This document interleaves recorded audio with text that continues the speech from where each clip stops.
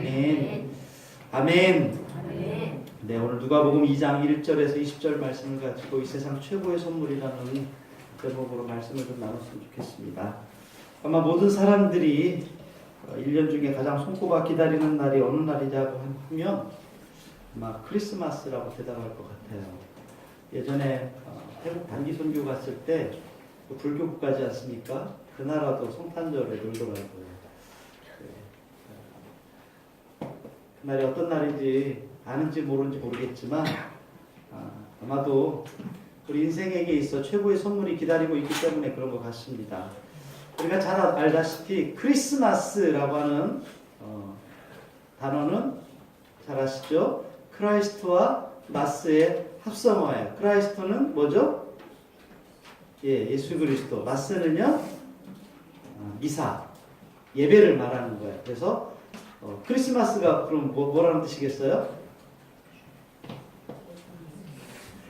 그리스도 예배.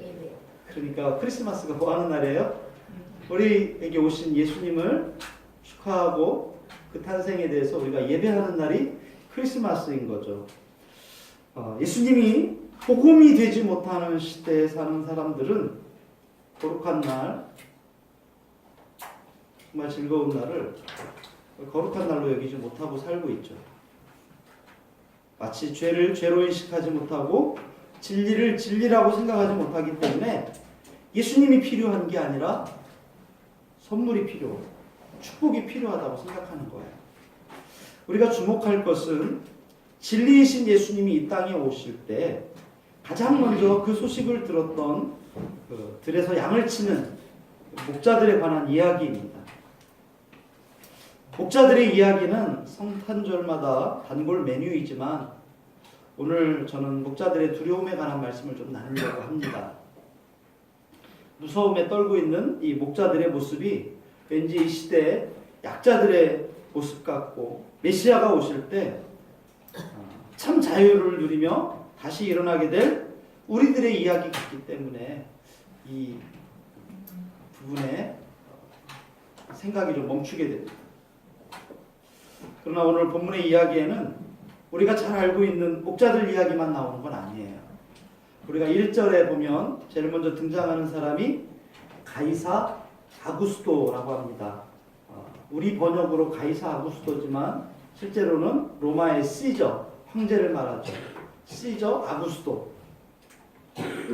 그는 탁월한 정치적인 능력이 있어서 이 아구스토가 통치하던 그때에는 로마의 평화가 계속됐다고 합니다. 그래서 그의 별명이 자비로운 정치가 혹은 로마의 대부라고 불렸다고 합니다. 이 아구스토의 통치를 받고 있던 시리아의 총독 구레뇨가 오늘 첫 번째 나오는 사람들이에요. 이 사람들에게 필요한 것이 뭘까요? 이 사람들에게 필요한 것은 아마 들판의 목자들이 들었던 그런 소식이 아니라 자신들의 정치적인 지위를 보장해 준다는 그런 세상적인 안정감일 거예요. 여러분 어디에 안정감이 있습니까? 제가 지난주에 이 안정감에 대해서 예수님이 복음입니다라고 여러분에게 말씀을 나눴던 기억이 있는데 예수님이 복음, 우리의 안정감이 예수님에게 있을 때 그것이 진짜 복음이라는 거죠. 여러분 오늘 여기 나온 아구스토 또 구레뇨 이런 사람들은 이들의 진짜 안정감은 뭘까요? 세상의 지위, 재물, 건강 혹은 사람들 이것들이 안정감일 거예요. 이런 것들에 안정감을 두면 약한 자들이나 낮은 자들에 대해서는 별로 관심이 없어요. 오로지 자기밖에 모르는 거예요. 오늘 우리 한국 사회에서도 우리가 지금 막 현재 보고 있는 그런 모습 아닙니까? 두 번째 부류가 나오죠. 어떤 사람들이 나옵니까? 성경대로 쭉 읽다 보면 아기 예수님의 부모인 요셉과 마리아가 나옵니다. 세 번째는요, 바로 우리가 오늘 말씀을 나누려고 하는 이 천사들로부터 소식을 전해들은 목자들. 이 두 번째 부류였던 요셉과 마리아는 아까 말씀드린 대로 그들의 안정감을 지금 어디에 두고 있나요? 하나님께 맡겨버렸어요. 우리가 잘 알지만 마리아에게도 천사가 나타나서 말씀해주고, 그리고 요셉에게도 꿈에 하나님의 천사가 나타나서 내 마리아 데려오기를 두려워하지 말라 라고 말씀해 주셨을 때 그 말씀에 나의 안정감을 두기로 작정했어요. 고민이 있었지만 천사의 소식을 천사를 통해서 말씀을 듣기 전까지는 고민하고 있었어요. 그러나 말씀이 그 안에 들어왔을 때 요셉에게는 또 마리아에게는 하나님의 말씀이 안정감이 되었던 사람이죠.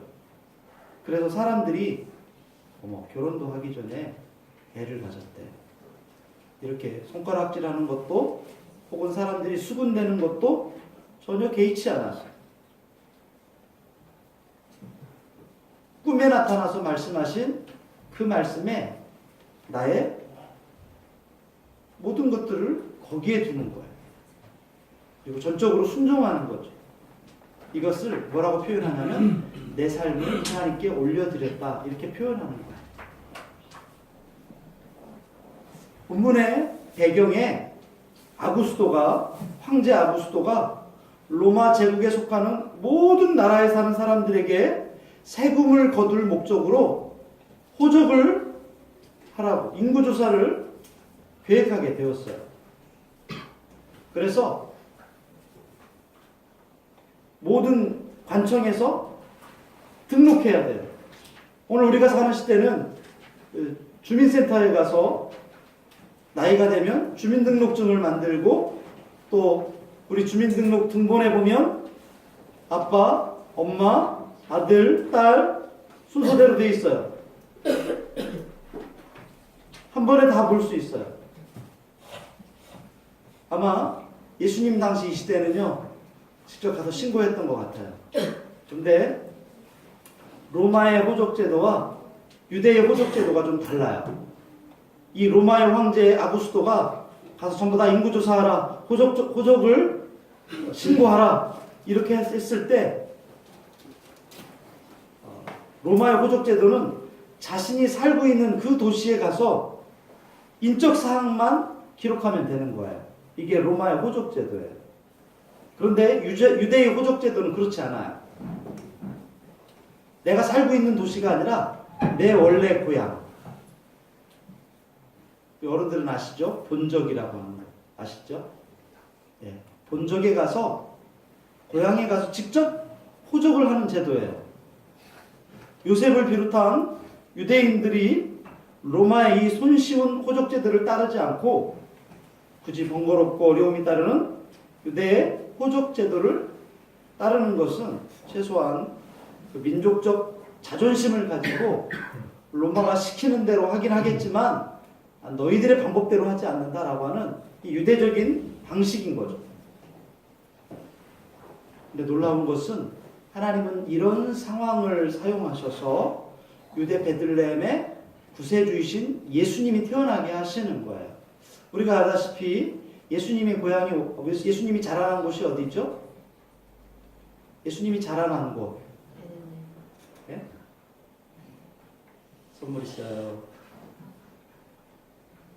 나사렛이잖아요. 나사렛 처녀 마리아. 나사렛에서 호적하면 돼요. 근데 굳이 어디로 가냐면 예루살렘 바로 근처에 있는 베들레헴까지 가서 그곳에서 호적하는 거예요. 왜요? 요셉이 어디 가문이에요? 다윗 가문이잖아요. 다윗이 어디 사람이에요? 베들레헴 사람이잖아요. 베들레헴 2세의 아들 다윗. 하나님은 다윗의 혈통으로 예수님이 이 땅에 오시게 하시겠다고 하는 것들을 이렇게 이루시는 거예요. 하나님의 때가 돼서 호적하러 갔던 이 마리아가 호적하는 그 동네에서 오늘 보니까 누구를 낳았다고 되어 있냐면 첫 아들을 낳았다 이렇게 되어 있어요. 이 표현이 조금 익숙하지 않아요. 예수님은 독생자 아니야?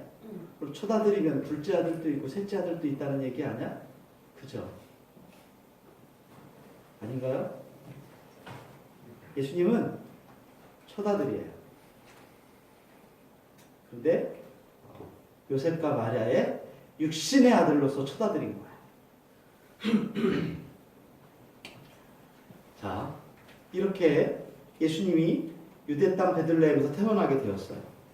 인류의 구원자이신 이 아기 예수님은 비천한 신분으로 보잘것없이 초라하게 이 세상에 오세요. 우리 어린이들도 알죠. 예수님이 태어나서 누워있던 곳이 어디죠? 예? 네. 말이 사는 외양간에 그것도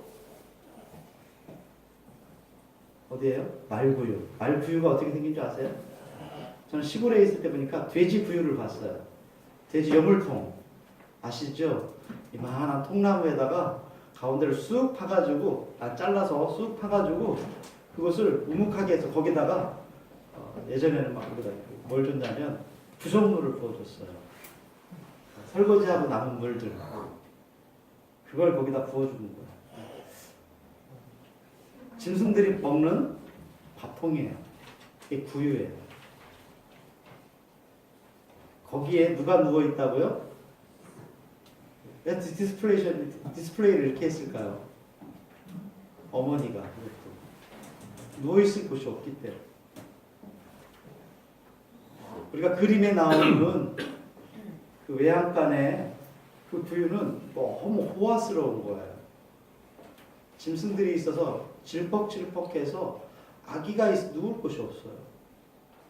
그나마 물기 없고 그 질퍽질퍽한 진흙이 없는 곳에 누워놓으신다고 한 것이 거기에요.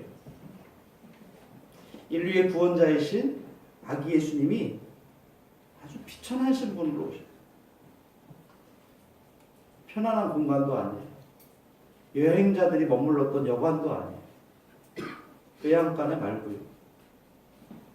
예수님 평소에 하셨던 인자는 머리 둘 곳도 없다. 이렇게 말씀하셨었는데 겸손과 고난의 상징으로 예수님이 그곳에 오신 거예요.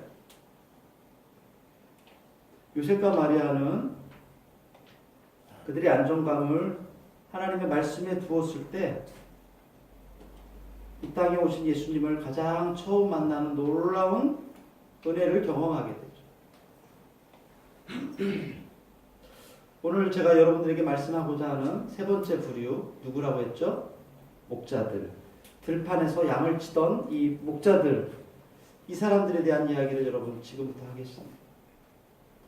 그 목자들은 오늘 성경에 보니까 천사들에게서 아기 예수님의 탄생을 듣고 축하하게 되었어요. 당시 유대 사회에서 목자라고 하는 직업은 별로 대우받지 못하는 직업이었어요. 다윗이 목동이었다고 하니까 야, 목자 그러면 굉장히 그 당시 대부분 다 목자였나 보다, 목동이었나 보다 그렇게 생각하지만 그렇지 않아요.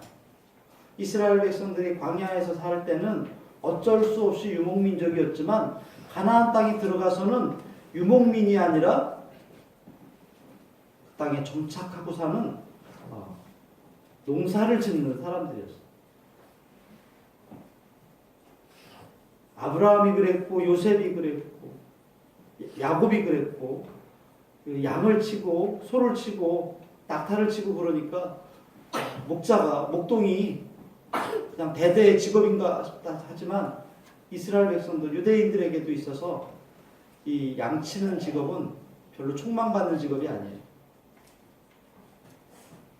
오히려 부정한 일로 간주될 때가 훨씬 더 많았어요. 왜냐하면 양을 치다 보면 안식일을 지킬 수가 없어요. 부정한 것들을 계속 만져야 돼요. 똥도 만져야 되고요.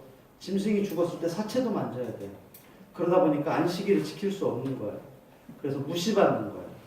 에이, 안식일도 안 지키는 것들이. 에이, 부정한 것들이. 게다가 일은 얼마나 고되게요. 사람들 잠잘 때 자고 일어날 때 일어나고 이렇게 잘 되면 좋겠는데 그게 안 돼요. 스스로 몸을 보호할 수 없는 이 양들을 보호한다는 것은 잠자는 것도 먹는 것도 여러 가지가 어려운 일들이에요.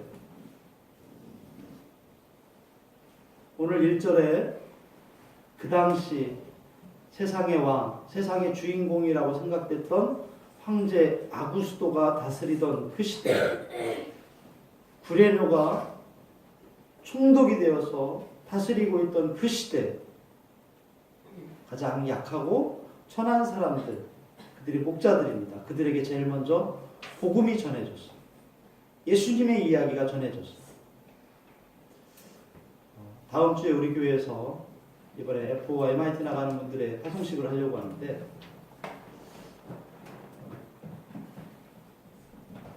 이번에 F와 MIT 나가는 것들이 잘 살고 못 살고 그 얘기가 아니라 복음을 알지 못하고 예수님을 알지 못하는 사람들에게 복음의 소식을 전하러 간다는 그런 측면에 있어서는 여러분들 천사입니다.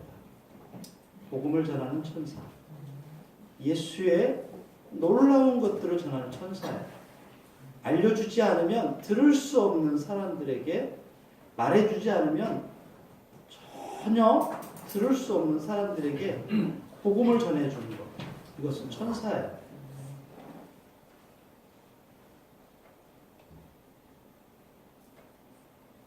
세상의 주인공은 돈 많은 사람들이 아니에요. 강한 권력을 갖고 있는 사람이 아니에요. 많이 배운 사람도 아닙니다. 오히려 목자같이 자신의 자리를 지키고 자신의 모습을 부끄러워하는 사람들에게 진짜 세상의 참 주인공 되신 예수님이 찾아오셔서 그들과 함께 하시기 때문에 세상의 주인은 예수님을 마음에 모신 사람이 진짜 주인공입니다. 오늘 주님은 양떼를 위해서 자신의 목숨조차 아끼지 않은 선한 목자처럼 우리에게 찾아오시죠. 세상의 가장 낮은 자리에 찾아오셨지만 사람들은 예수님을 몰라봐요. 예수님이 태어날 당시에는 전해 듣지 못해서 알지 못한 사람이 대다수였지만 우리가 성경을 보면 직접 예수님을 만났어도 예수님을 알아보지 못한 사람들이 굉장히 많았어요. 당대 최고의 권력을 가졌던 자기가 주인공이라고 생각했던 가이사 아구스도도 인류의 구원자와 동시대에 살았지만 그분을 알지 못했어요. 여러분, 우리가 전해주지 않으면 언젠가 알겠지. 교회가 그렇게 많은데, 예수 믿는 사람이 그렇게 많은데 언젠가 알겠지. 아니요. 그렇지 않아요. 우리가 전하기 전까지는 아무리 세상에 교회가 많아도요, 복음을 들을 수 없습니다. 왜냐하면 마귀가 있기 때문에 그래요. 사탄이 있기 때문에 그래요. 사탄은 복음을 듣는 귀를 막는 존재예요. 그래서 알려주지 않으면 듣지 못하는 거예요. 만약 우리가 그리스도인이라고 하는 이름을 가지고 살아가 있지만 마리아처럼, 요셉처럼 진리를 우리 안에 생각하지 않으면 우리 역시 예수님의 이름을 아는 것에 머무르는 삶을 살 수도 있어요. 그래서 오늘 우리가 듣고 그 진리를 마음에 새기고 전하는 일들에 우리의 우선순위를 두어야 합니다. 아기 예수님께서 강보에 쌓여 구유에 누워 계시던 그 밤에 예루살렘과 베들레헴 그 사이에 높은 초원에 아직 잠들지 않고 양떼를 지키는 목자들에게 아기 예수님을 만나는 축복이 주어지죠. 모두가 잠든 그 시간에 그 목자들은 하늘의 별을 쳐다보곤 하면서 자신들의 양떼를 돌봤어요. 척박한 땅에서 양떼를 이끌고 푸른 초장과 물가로 그 양떼들을 데리고 다니면서 생활을 하기 때문에 이들은 예배 때도 잘 참석하지 못하고 이런 이유로 천민 취급받고 심지어는 정치적으로는 공민권이라든지 때로는 법정에서 증언하는 것도 허용되질 않아요. 그럼에도 불구하고 이 사람들은 밤을 새우면서 양떼를 지키죠. 랍비들의 전설에 의하면 베들레헴 가까운 지역에 있는 가까운 지역의 양떼는 성전의 제물용이라고 합니다. 어쩌면 오늘 이 목자들이 지금 지키고 있는 이 양떼가 성전의 제물용이었는지도 몰라요. 하지만 그렇다고 해서 이 목자들이 다른 목자들과 다르고 또 다른 대우를 받는 건 아니에요.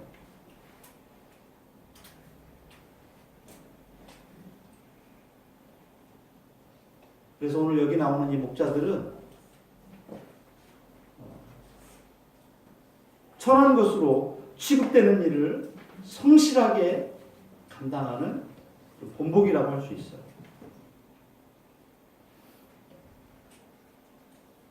바로 이 점, 남들이 다 잠든 시간에 밤을 새워가며 자기의 일을 감당하는 것. 이 태도가 남들보다 먼저 온 인류를 구원하실 그 아기 예수님의 탄생 소식을 듣는 영광을 누리게 된 거죠. 이 장면에서 오늘 성경에 보면 주의 사자가 곁에 서고 주의 영광이 그들을 두루 비춤에 크게 무서워하는지라 이렇게 돼 있어요. 우리가 크리스마스 카드나 그림에 보면 천사가 어디에 있죠? 하늘에 있죠.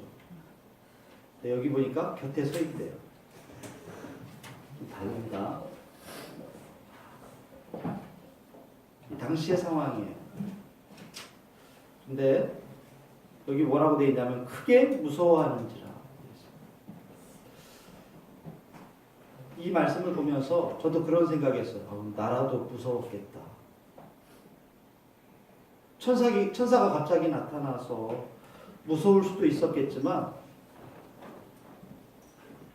이 한밤중에 누군가 갑자기 탁 있는 이 자체가 얼마나 두려운 일입니까?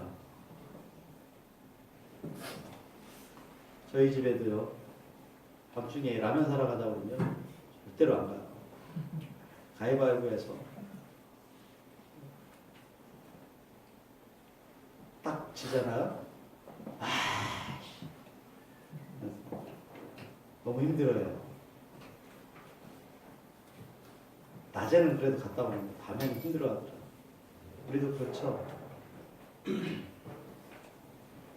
천사가 갑자기 나타나 무서울 수도 있었지만 누구도 나의 의지가 될 수 없고 든든한 배경이 되어 도와줄 사람이 없기 때문에 두려운 거죠.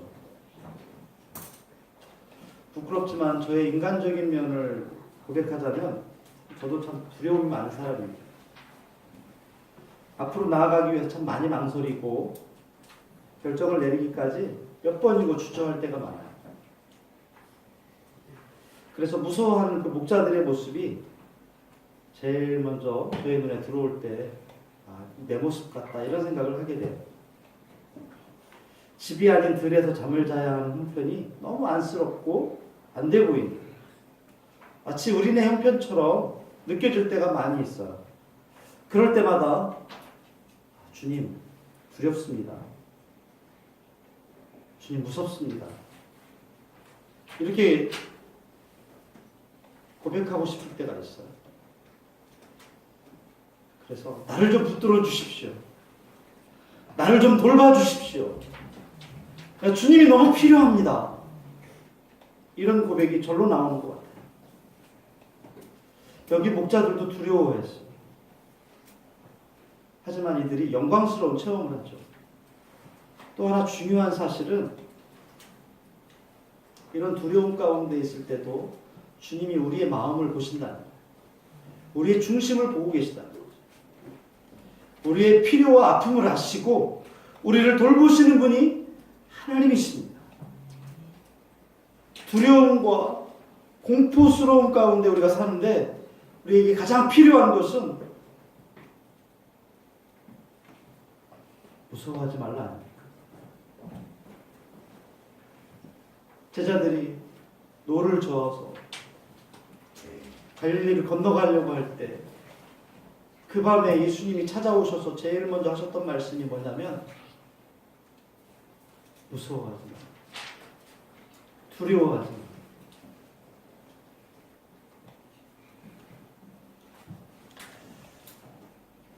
여호수아서 1장에 보면 제일 먼저 여호수아에게 주시는 말씀이 있어요. 앞으로 나아가기 위해서 그가 마음에 부담감을 잔뜩 가지고 여러 가지 두려움 가운데 있을 때 제일 먼저 하셨던 말씀이 무서워하지 마라. 두려워하지 마라.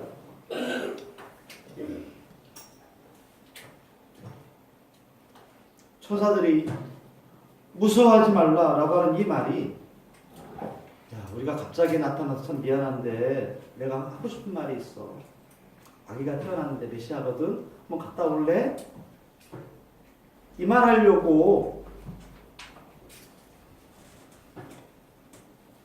접속사쯤 되는 말로 무서워하지 말라 이렇게 말씀하신 것일까요?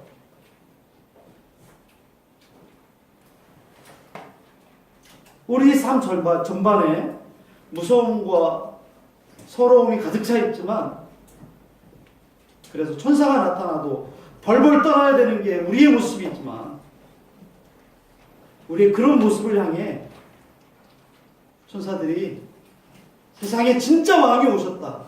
이제 너희는 자유다. 이렇게 선포하는 축복의 메시지 아닙니까? 무서워하지 말라는 말은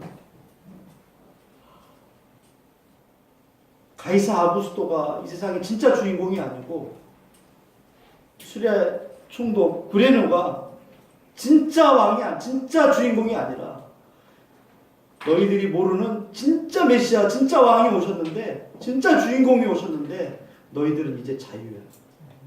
지금까지 사람들이 천대하고 무시하고 이렇게 어렵게 살았지 너희 이제 자유야. 그 말씀의 메시지가 저는 오늘 우리에게 무서워하지 말라. 바로 이 말씀이라고 합니다. 당연히 이렇게 말씀하셨으면 가지 말라고 해도 가서 경배하는 게 당연하죠. 왜요? 우리 진짜 왕이시니까요.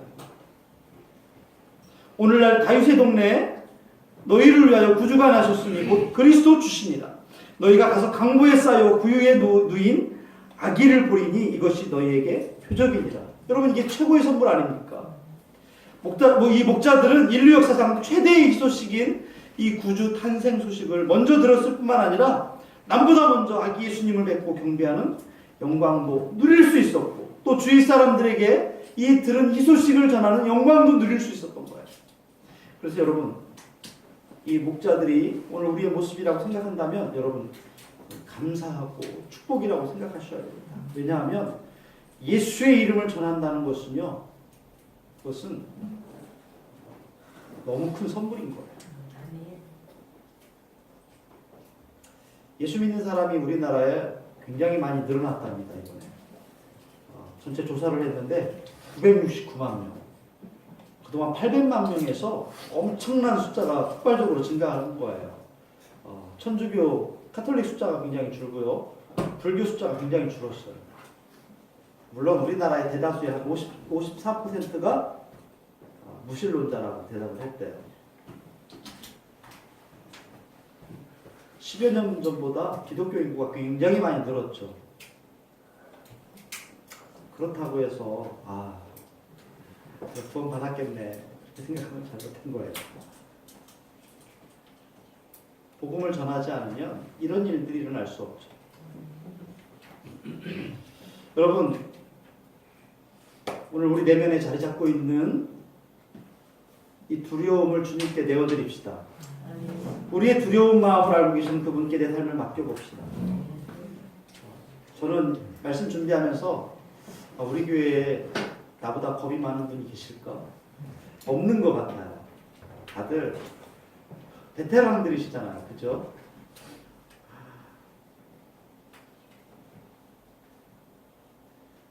저는 뭐 그런 건 잘 안 믿지만 쌍꺼풀이 있으면 겁이 많다면서요? 쌍꺼풀이 굉장히 진해요.